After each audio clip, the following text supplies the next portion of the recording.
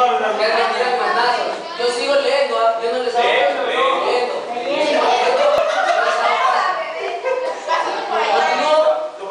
Profesor, esté tranquilo.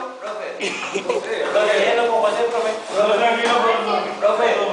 Es verdad que lo ves, profe, yo lo he visto. Sí, profe.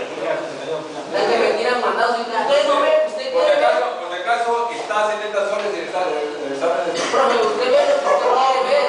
Yo estoy tranquilo, todo el mundo está que me aboya, la firme. No me voy a estar profe. Yo le aviso que es ella. Ya. Ya llora, ya llora. Los tres elementos básicos que comemos son carbohidratos, azúcares, proteínas y grasas. O sea, esos son los macronutrientes. ¿Qué es lo que consumimos? Macronutrientes, proteínas, carbohidratos y lípidos.